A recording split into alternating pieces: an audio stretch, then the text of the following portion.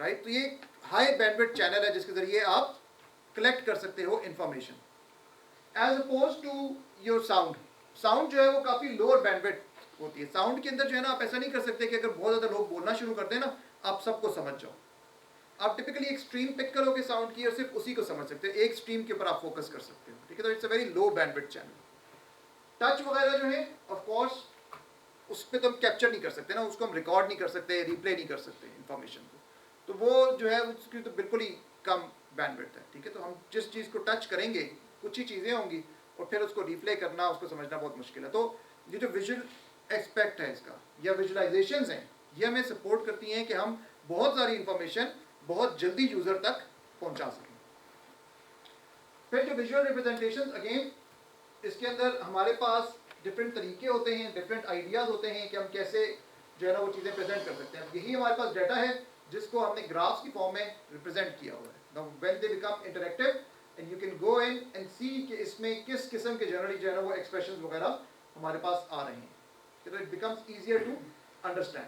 तो हम बजाय इसके कि लोगों को इस तरह की चीज़ दिखाएं जिसको वो पढ़ते जाएं और जिसके ऊपर अपना दिमाग लगाएं और देखें कि अच्छा उनको क्या चीज़ समझ आ रही है, परसेप्शन के ऊपर लेके चले जाएं कि वो what do they feel like after looking at these particular images.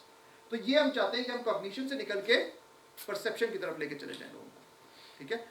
अच्छा, फिर हमारे पास डेटा सेट्स की बात है। अगेन डेटा सेट्स के अंदर जो है ना हमारे पास डिफरेंट किस्म का डाटा होता है।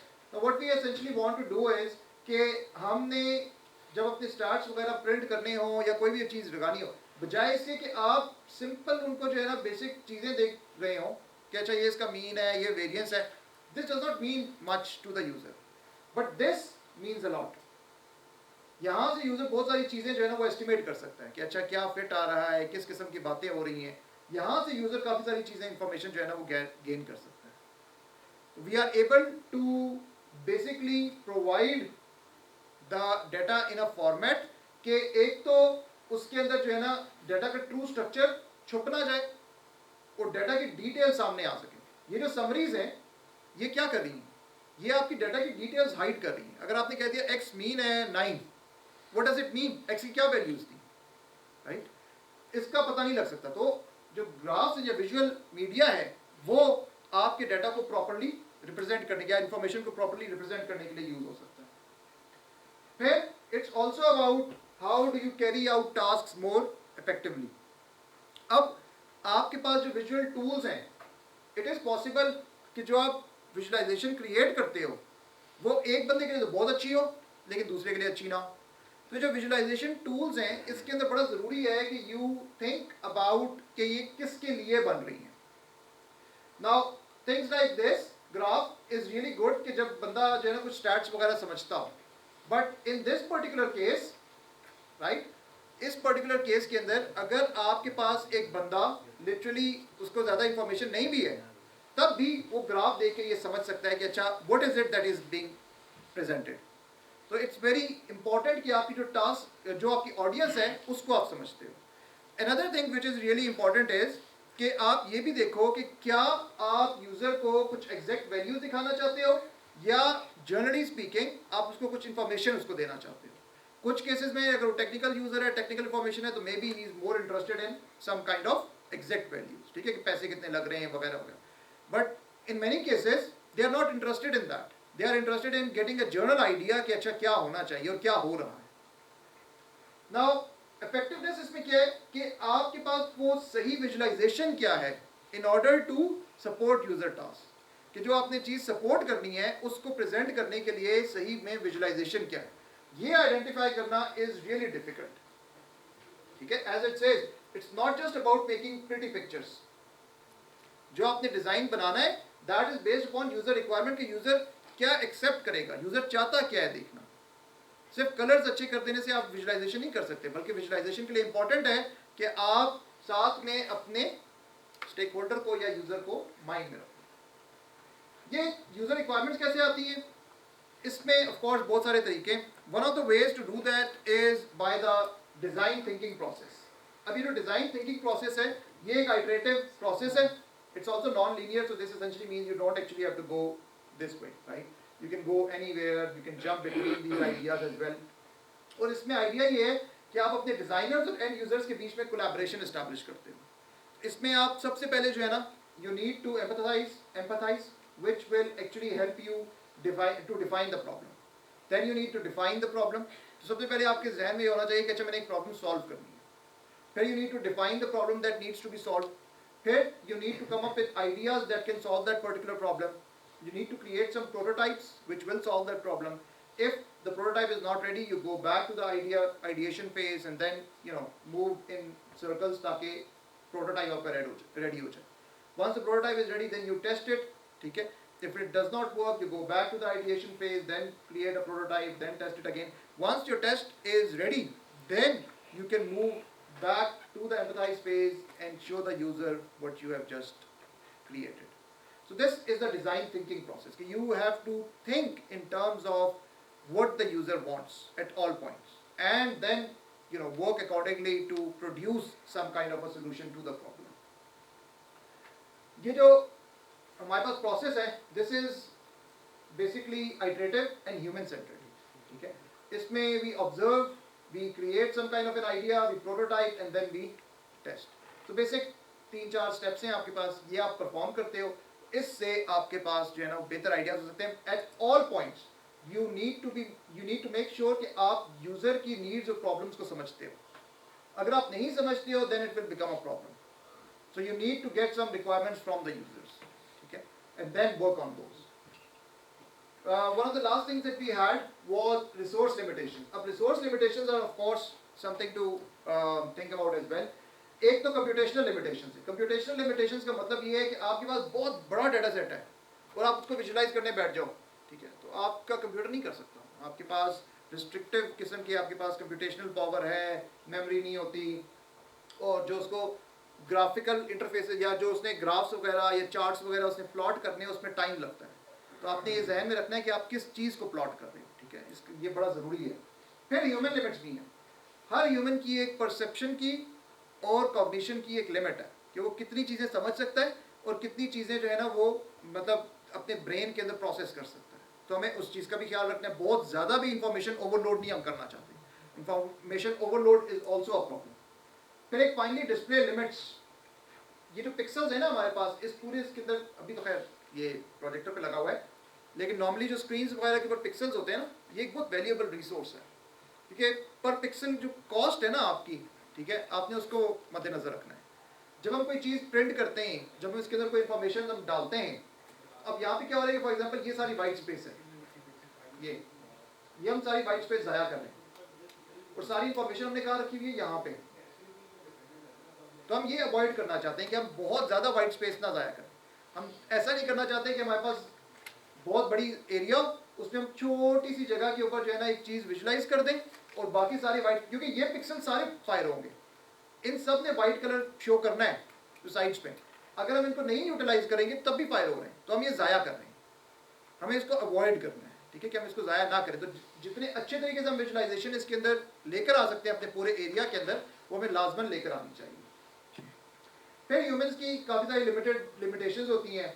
एक तो मेमोरी अच्छी नहीं होती ह्यूमंस की, शॉर्ट टर्म मेमोरी तो खास तौर पे, ठीक है, लॉन्ग टर्म तो फिर भी आप कुछ ना कुछ चीज़ें मिस आउट करके तो बिल्ड कर सकते हो, लेकिन short term memory is a problem, ठीक है। और फिर हमारी मेमोरी कुछ हद तक लिमिटेड भी होती है, ठीक है। जब हमें नई इन्फॉर्मेशन मिलती है तो इट्स पॉसिबल कि हमारी कुछ पुरानी इन्फॉर्मेशन जो है ना वो लूज़ होती जाए, इस बात का ख्याल रखना है। फिर ये कि ह्यूमन हर चीज़ ही देखते हैं। आपके सामने जब बहुत ज़्यादा चीज़ें आ जाए ना, तो it is not possible for a human being to capture everything. Of course you are getting the whole picture, you are getting some very high bandwidth, लेकिन उस बैंडविड्थ के अंदर से आपने रिकग्नाइज क्या क्या किया है वो कम होता है। आप रिकग्नाइज टिपिकली चीज़ें बहुत कम करते हो। फिर इसके अलावा ह्यूमंस जो है वो बोर हो जाते हैं, कंफ्यूज हो जाते हैं। तो ये आपके पास हमेशा जो है ना वो प्रॉब्लम रहेगी। इन चीज़ों को मद्देनजर रखते हुए आपने अपनी विजुलाइजेशन करनी है, ठीक है। जो भी आप विजुलाइजेशन करोगे you have to take into account कि यार हम ऐसा ना कर दें कि ओवरलोड कर दें यूज़र को, ये यूज़र बोर हो जाए और कहे कि भाई ये पता नहीं क्या आप बातें होगी। एक और चीज़ इज योर पेरिफेरल विजन। अच्छा, ये याद रखना है कि हम इंफॉर्मेशन बहुत सारी कैप्चर करते हैं, लेकिन जो पेरिफेरल विजन में हमारे पास चीज़ें होती हैं उनको हम अच्छे तरीके से कैप्चर नहीं करते। हमारा विजन इस तरह का है कि जिस जगह पे हमारा जो सेंटर है ना विजन का, टिपिकली वहाँ पे हमें बहुत अच्छी इंफॉर्मेशन मिल रही होती है, लेकिन जो पेरिफेरीज हैं उसमें हमें अच्छी इंफॉर्मेशन नहीं मिल रही होती। तो as a result if you have to look at a bigger picture you would have to move your eyes from one place to another, ताकि आपके हर एक के ऊपर सेंटर आता जाए और फिर आप उसके ऊपर फोकस कर सको। Now if you look at a particular thing, yes you can see कि इस तरफ कोई चीज़ है, इस तरफ कोई चीज़ है, बट इफ यू फोकस यहाँ वाली सारी चीज़ें ब्लर्ड होंगी, ठीक है, all your focus will be in the centre. तो विजुलाइजेशन के अंदर ये बड़ा इंपॉर्टेंट है कि आप जो विजुलाइजेशन बनाएं, अगर आपके पास सारी इंपॉर्टेंट जो बातें वो इधर सेंटर में ना हो, इधर ऊपर लिखी हुई हो, तो उससे क्या होगा, यूजर सेंटर में देख रहा होगा, इंफॉर्मेशन निकल जाएगी। We don't want to end up in that situation. जो टिपिकली हमारे पास आईज है ना, उसमें बेसिकली इशू ये होता है कि जितनी भी लाइट आ रही है, जो भी कैप्चर हो रहा है ना, इसमें हमारे पास दो तरह की चीज़ें होती हैं। एक हमारे पास होते हैं कोन्स और एक होते हैं हमारे पास रॉड्स। अब जो रॉड्स होते हैं ना, दे आर रियली गुड जब आपके पास लो लाइट हो, ठीक है, लेकिन रॉड्स जो है ना वो कलर विजन में अच्छे नहीं है, वो कलर विजन को सही तरीके से डिफ्रेंशिएट नहीं कर सकते लो लाइट में। Cones on the other hand are really good जब आपके पास बहुत हाई लाइट लेवल्स हो, लेकिन they are not good, sorry, and they are good at distinguishing colours और identifying colours. As a result जब आपने डिज़ाइंस बनाते हैं, अगर आपने किसी लो लाइट सेटिंग के ऊपर जाके अपने पास कोई चीज़ प्रेजेंट करनी है, या वो डार्क किस्म के जो है ना वो UI है जो आपने बना दी है, तो उसमें आपने ये ख्याल रखना है कि आपके कलर्स अच्छे तरीके से रिप्रेजेंट नहीं होंगे। वट जो भी आपका यूज़र है किस लाइट में देख रहा है, ये सारी बातें इंपॉर्टेंट होती हैं आपके पास। फिर कलर्स हमारे पास बेसिकली तीन कंपोनेंट से बनते हैं, ह्यू, सैचुरेशन और ल्यूमिनेंस। इन तीन वैल्यूज़ के कॉम्बिनेशन से हमारे पास जो है ना वो कलर्स टिपिकली बनते हैं। अब कलर परसेप्शन जो है उसके भी कुछ स्ट्रेंथ्स और लिमिटेशंस हैं। एक तो बात ये है कि हमारे जो आईज है ना वो कंट्रास्ट जो है ना उसको बड़े अच्छे तरीके से डिटेक्ट कर सकती हैं, लेकिन एब्सोल्यूट ब्राइटनेस को हम डिटेक्ट नहीं कर सकते। दिस एसेंशियली मीन्स कि हम जो कलर्स में प्रेजेंट होते हैं ना उनके बीच में हम डिस्टिंग्विश कर सकते हैं, ठीक है। हम ये बता सकते हैं कि अच्छा ये ब्लू है, ये generally speaking may be maroon है, पर्पल है, green, so on so fourth, हम इस तरह से करके कुछ बता सकते हैं। लेकिन what we can not do is के as I will show you कि इन दोनों के बीच में क्या डिफरेंस है, ठीक है। तो इस तरह की चीज़ें हमारे लिए प्रॉब्लम ही रहेंगी। और फिर there are some people who are colour blind. Again if you do not understand your users and if your user is going to be color blind, you cannot use these colors just like that. You have to come up with some kind of a mechanism ताकि data present किया जा सके। फिर जो viewing conditions हैं, लो light में user देख रहा है, बहुत हाई लाइट में देख रहा है, इस तरह की चीज़ें, मॉनिटर कैसा है उसका, प्रोजेक्टर पे देख रहा है, कहाँ देख रहा है, ठीक है, ये वाली सारी इंफॉर्मेशन भी आपके लिए इंपॉर्टेंट होती है। अब जो हमारा विजुअल सिस्टम है, it is very sensitive to identify colour and brightness, right.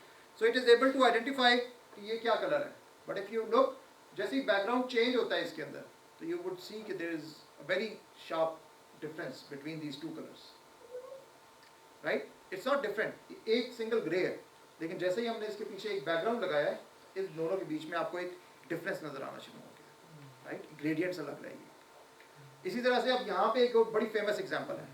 अब ये आप देख रहे हैं, ये ए और ये बी, ठीक है, ये ए डार्क ग्रे है, ये बी लाइट ग्रे है, लेकिन in reality both of these have the same colour.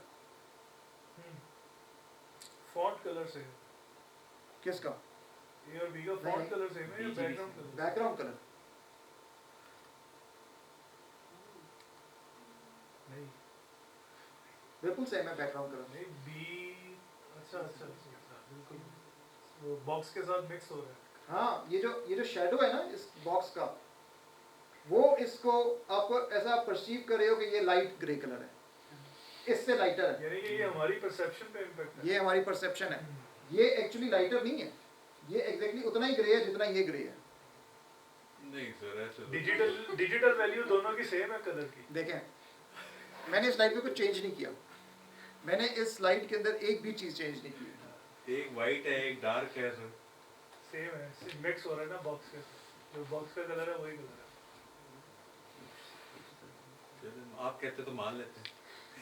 देखें, आपको जस्ट टू प्रूव कि मैंने इस स्लाइड में कोई चीज़ चेंज नहीं की हुई, ये जो पर्टिकुलर इमेज है ना, ये एक ही इमेज है, इसके अंदर और कोई इमेज नहीं है, ठीक है ना। आप इसको अगर चाहें ना तो आप इसके ऊपर मैं आपको ये भी दिखा सकता हूँ कि टोटल सिर्फ और सिर्फ मूवमेंट है और इसके अंदर कोई भी चीज़ नहीं है, इसके अंदर और कोई इसके अंदर इमेज एग्जिस्ट नहीं करती, ठीक है ना, ये देखें ठीक कोई इसके अंदर इमेज एग्जिस्ट नहीं करती, और सिर्फ जो चीज़ हुई है ना ओवरलैप है एक इमेज का और मिक्स कर रहा हूँ। बिल्कुल सेम है, ठीक ठीक है। अच्छा, ये जो कलर्स को डिस्क्रिमिनेट करने वाली बात है ना, इसमें basically colour saturation is an important thing, ठीक है। अगर कलर्स की सैचुरेशन के बीच में थोड़ा सा डिफरेंस होगा तो you may be able to discriminate it, ठीक है। इसके अलावा पैच साइजेस आर इंपॉर्टेंट, जितने बड़े पैचेस होंगे उतना आसान होगा आपके लिए कलर्स को डिस्टिंग्विश करना। जब छोटे छोटे होते जाते हैं तो then it becomes you know a problem. एक और चीज़ ये भी होती है कि आपके पैच साइजेस के बीच में डिफरेंस कितना है। अभी जो दो नज़दीक पैच साइजेस हैं, आप देखोगे कि इसके अंदर जो है ना वो जो बाउंड्री लाइन है वो बहुत ब्लर होती जा रही है, वो मतलब it's very difficult to identify. लेकिन अगर दोनों पैचेस डिफरेंट जगहों पे हो तो it becomes easier to identify कि अच्छा ये दो अलग अलग हमारे पास पैचेस हैं। सिमिलरली यहाँ पे अगर आप देखें, ये हमारे पास एक चार्ट है, ठीक है, इसके साथ यहाँ पे कुछ कलर्स लगे हुए हैं और उन्होंने डिफरेंट नंबर्स वगैरह दिए हुए हैं। This is a bit difficult to read. अगर मुझे ये देखना हो कि अच्छा यहाँ पे क्या वैल्यू है तो मैं कौन सी वाली वैल्यू को देखूंगा, शुड आई गो फॉर 0.6.8 या should I go for 0.2.4 -0.20 whatever. फिर यहाँ पे मैं कौन से वाले कलर को देखूंगा, 0.8.1 पॉइंट क्या करूंगा। इंस्टेड यहाँ पे आप देखें इट्स मोर क्लियर, राइट। अब यहाँ पे ज्यादा क्लियर भी है और बड़े अच्छे तरीके से डिस्टिंग्विश भी हो रहा है कि अच्छा हम किस चीज की बात कर रहे हैं, बिल्कुल उसके सामने ही लिखा हुआ है ना, तो हमें बड़े अच्छे तरीके से पता लग जाता है कि हम किस चीज की बात कर रहे हैं। It's easier to understand this particular chart. Similarly यहाँ पे अगर आप देखें, अब ये जो है ना हमारे पास सिंपल वो है graphical breakdown of household expenses, कितनी ज़्यादा चीज़ें मैच हो रही हैं। It is a bit difficult to see कि अच्छा हम क्या आइडियाज़ हैं जो हम यहाँ प्रेजेंट करना चाहते हैं। This sort of visualization is a bit misleading.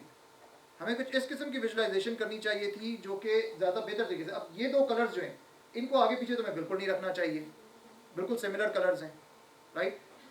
ये सिमिलर कलर्स हैं, इनको मैं आगे पीछे नहीं रखना चाहिए। मतलब है कि हर इंसान कलर ब्लाइंड होता है, कोई ज़्यादा होते हैं कुछ कम होते हैं। इसके जो बारे ज़्यादा में होते कुछ हैं नहीं उन्हें कह हम सकता। कैटेगराइज कर देते हैं। बेसिकली हर इंसान किसी लेवल पे कलर ब्लाइंड है।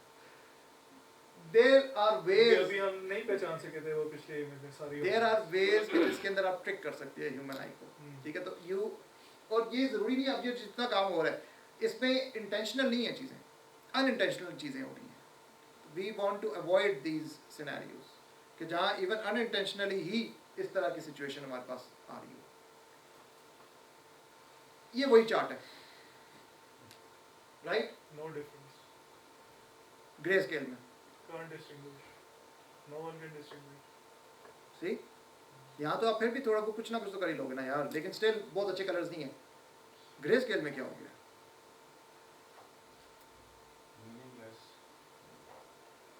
That's the issue. अगर आपके पास स्पेशली एक बंदा कलर ब्लाइंड है तो you have just missed it, आपको कुछ इन्फॉर्मेशन नहीं उसको मिल सकती। सर कलर ब्लाइंड ये नहीं मतलब होता कि वो एग्जैक्टली ग्रे स्केल में देखता है, वो कलर्स उसके डिफरेंट Absolutely. नजर आते हैं उसको। बिल्कुल इसी तरह से बात है, लेकिन दिस इज एन एग्जांपल कि अगर सिर्फ वो ग्रे स्केल में देख रहा हो। और दिस इज, इसकी एक और बहुत बड़ी, अबे वो कलर ब्लाइंड वाला आगे आएगा। इसकी एक और जो बड़ी अच्छी वो है ना, जब आपके पास इस तरह की चीज़ें विजुअलाइजेशन में आती है ना, ठीक है, आपके ऑनलाइन सिस्टम्स में, फिर लोग क्या करते हैं कि उनके निकालते हैं कॉपी, प्रिंट निकालते हैं और ग्रे स्केल में लेके चले जाते हैं। सर जैसे एग्जाम पेपर में कलर वो जो ब्लैक एंड व्हाइट में करते हैं, जब वो हाँ, कुछ नजर नहीं आ रहा होता, कुछ नज़र नहीं आ रहा होता, ये अवॉइड करने की जरूरत है। ये हमारे पास बेसिकली कलर ब्लाइंडनेस के काफ़ी सारे टाइप्स होते हैं। जब हम रेड ग्रीन कलर ब्लाइंडनेस का फिल्टर लगाते हैं गूगल के लोगों के ऊपर, यू सी गूगल का लोगो कैसा हो गया, राइट। इट्स नॉट टू से कि ये गलत लोगो है, लेकिन इट्स स्टिल रीडेबल, ठीक है। इट्स नॉट दैट नाइस, लेकिन इट इज स्टिल रीडेबल। जो कलर्स हैं उसमें हमें डिस्टिंक्टिव कलर्स यूज करने चाहिए। जो सबसे डिस्टिंक्टिव कलर्स हैं उसमें black, white, red, green, yellow, blue है। आप डिस्टिंक्टिव कलर्स यूज करोगे तो फिर चांसेस आर कि you will be able to present your information in a better way. अगर आपने अपने डिस्टिंक्टिव कलर प्लेट्स बनाने हैं तो you can go to these websites. अच्छा, जो छोटे छोटे कलर डिफरेंसेस होते हैं ना उनको भी अवॉइड करने की ज़रूरत है। फॉर एग्जांपल यहाँ पे आप देख रहे हो, यहाँ पे जो डिफरेंसेस आ रहे हैं ना, ठीक है, यहाँ पे अगर आप देख रहे हो कि ये हमने येलो किया हुआ है, ये हमने ग्रे किया हुआ है, यहाँ देखो कोई डिफरेंस नहीं पता लग रहा। इवन दो ये येलो और ग्रे है, इसको उठा के हमने उसी तरह से ग्रे को उसी तरह से हमने कर दिया, ग्रे स्केल में डाल दिया। This was not a good colour choice at all. Grey scale में तो it will be a big problem. Left वाली गलत चॉइस है कि राइट वाली? दैट्स ये this is not the right choice, क्योंकि ये जो हमने काम किया है जैसे ये ग्रे स्केल में जाता है, ठीक है, फिर तो इसके कलर्स बिल्कुल ही खत्म हो जाते हैं। अच्छा, मजे की बात ये है कि I want to show you one other thing. अभी आप ये देख रहे हैं, ये पर्टिकुलर पाकिस्तान को जहन नशीन कर लें, ठीक है, डन। उस स्क्रीन पे जाके देखें, everyone just go to that screen जो मेरे पास सामने खुली हुई है। रिफ्लेक्शन नहीं जाके देखें, मॉनिटर में मॉनिटर में नजर देखें। आएगा। ओके। सिर्फ मॉनिटर में जाके देखें। बाकी बहुत ही कंट्रास्ट है, डिफरेंट कलर, ब्राइट है है ना, प्रोजेक्शन देखिए। जाके देखें। बहुत ब्राइट होता है वहाँ पे ब्लू के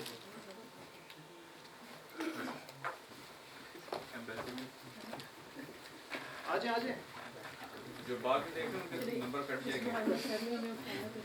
आप जरा डिफरेंस देखें सर।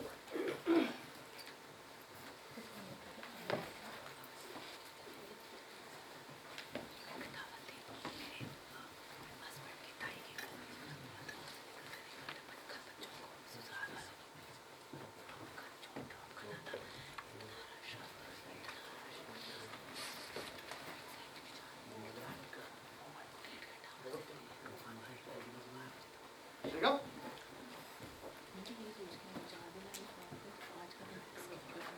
तब कितना ज़्यादा डिफरेंस है सिर्फ मॉनिटर और प्रोजेक्शन के बीच में। अगर आपका यूजर मॉनिटर पे देख रहा है तो ही would get something else, if he is looking at a projector he will get something else. This is where we should be you know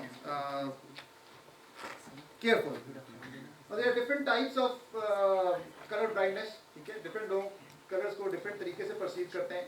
these are just some of the examples, ठीक है, ये different types of colour blind people कैसे इन colours को जो है ना वो परसीव करते हैं। तो when utilizing your visualization for a particular type of color blind people, you should avoid these colors, right? I'm not going to name these, it's very difficult for me to say. Otherwise it would be best कि अगर आप इनमें से कोई भी colour use ना करें और इसको किसी तरीके से ना कंट्रास्ट में इस तरह से कलर्स डालें कि उसके बीच में डिफरेंसेस बड़े क्लियर हो जाए और उनके लिए मसला ना हो।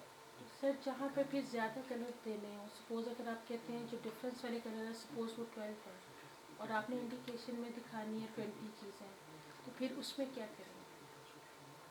अब पता है ये एक प्रॉब्लम है जो वो वाली ग्राफ पेंटिंग के अंदर एक प्रॉब्लम है कि आपने कितने colours, minimum number of colours कितने होंगे जिसके ज़रिए वो करेंगे। जब आपके पास बहुत ज़्यादा हो तो फिर of course contrast is something.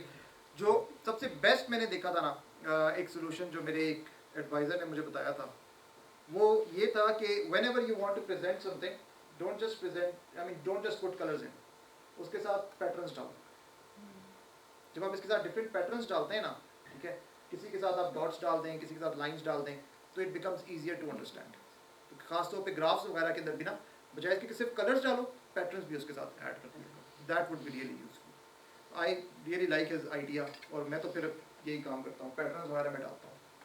अच्छा, अनदर थिंग इज कि जो बहुत ही ज़्यादा किस्म के जो है ना वो स्ट्रॉन्ग अपोजिंग कलर्स हैं, रेड और ग्रीन, ब्लू और येलो, इनको भी अवॉइड करें। ये बहुत शार्प लगते हैं, अचानक आंखों पे आगे लगते हैं कि पता नहीं क्या हो गया है।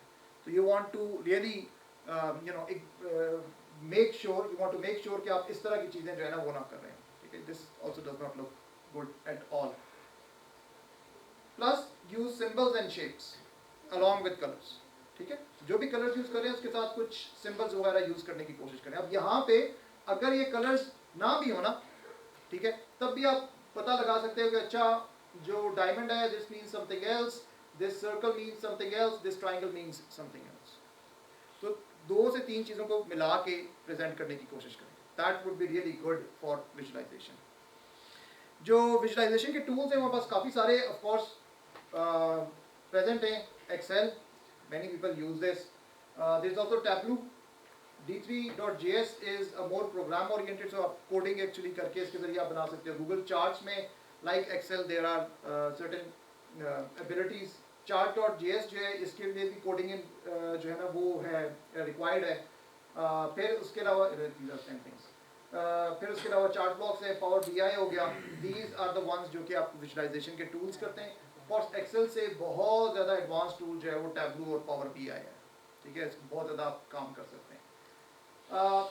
Now we are going to look at particular case study और we will try to see कि how data driven business transformation was applied across a particular industry. And here we will look at an example of Netflix.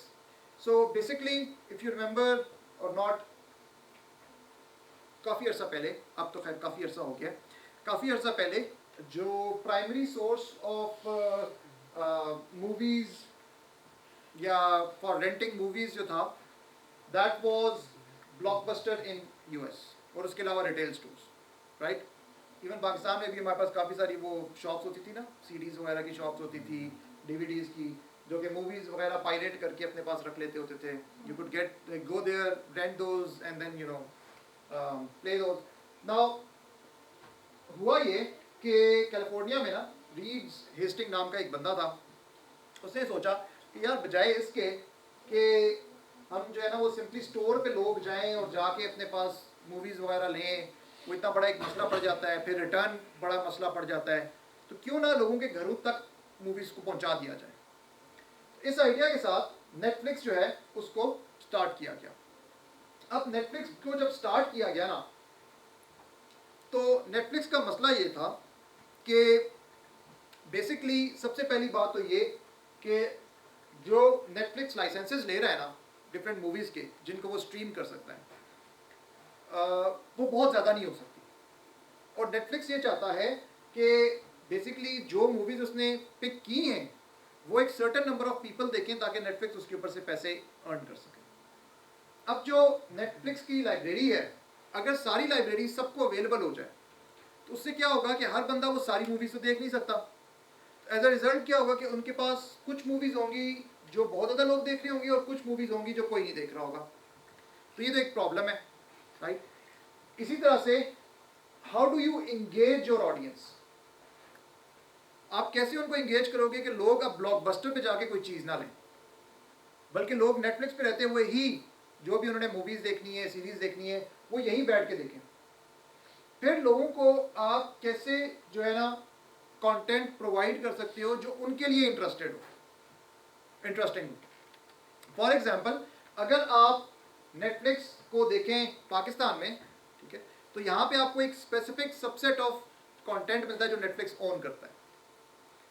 और वो जो specific subset है, ठीक है, उसको जब लोग देखते हैं तो देयर कम्स अ टाइम जब आपने जो बेसिक शोज हैं वो सारे देख लिए, फिर आप क्या करते हो, फिर आप रैंडमली शोज उठाना शुरू कर देते हो, रैंडम मूवीज़ देखना शुरू कर देते हो.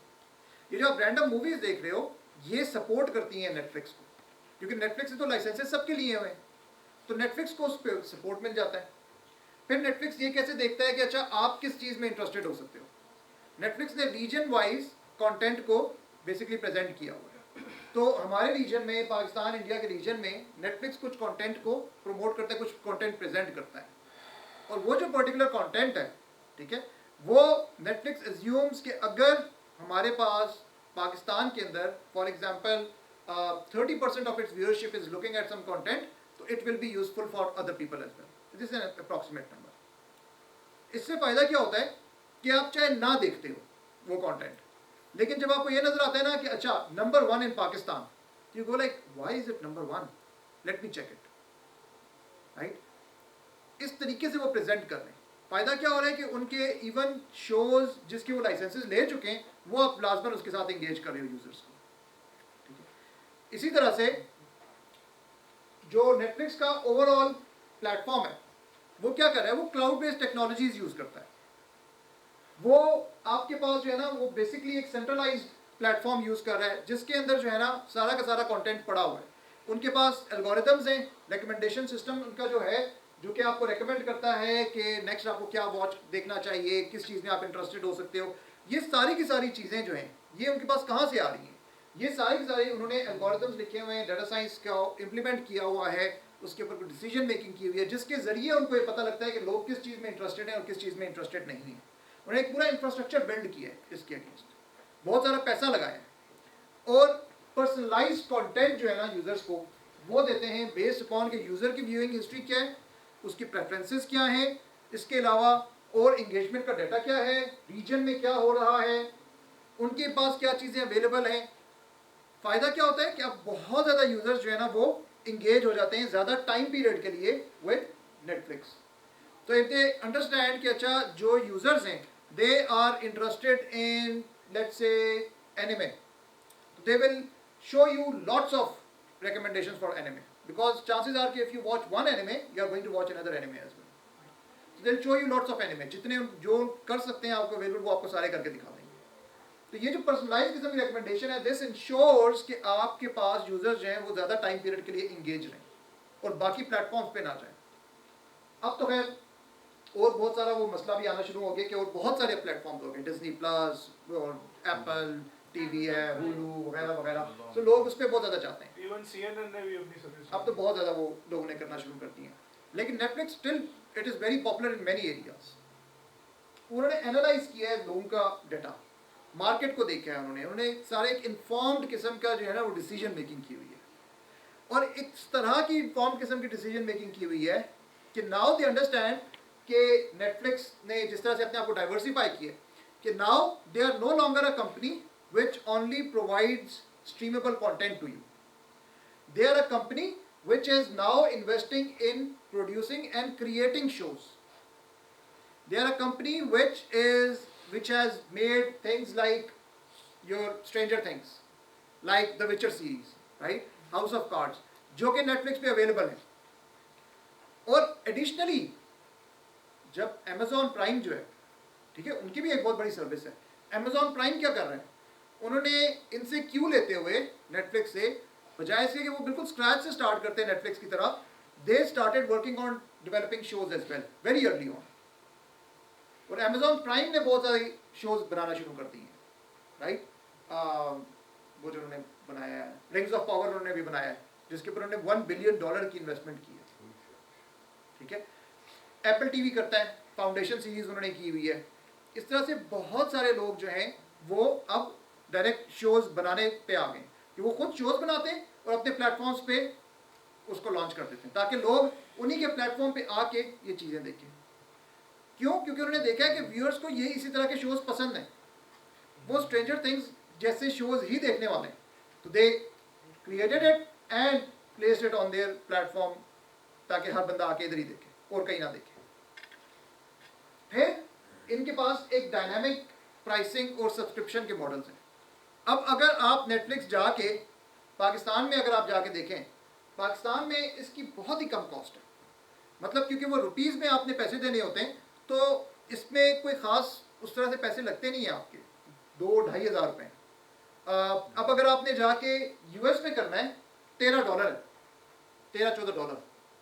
अगर आपने जाके साउथ कोरिया में करना है तो that's about 13,000 won. 13,000 won is about $10।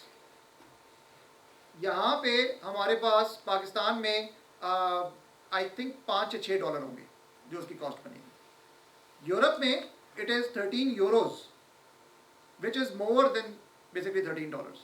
तो उन्होंने हर रीजन के हिसाब से अपनी प्राइसिंग कर दी है और डिफरेंट ऑप्शंस दे दिए लोगों को कि आपने कितने पैसे लगाने हैं, क्या करना है। ये जो प्राइसिंग उन्होंने की है क्यों? क्योंकि उनको पता है कि यहाँ लोग यही पे करेंगे। पहले तो यहाँ पे नेटफ्लिक्स नहीं था ना, अब जब नेटफ्लिक्स आया है तो उनको पता था कि पाकिस्तानी ज़्यादा पे तो नहीं करते, तो उन्होंने क्या किया कि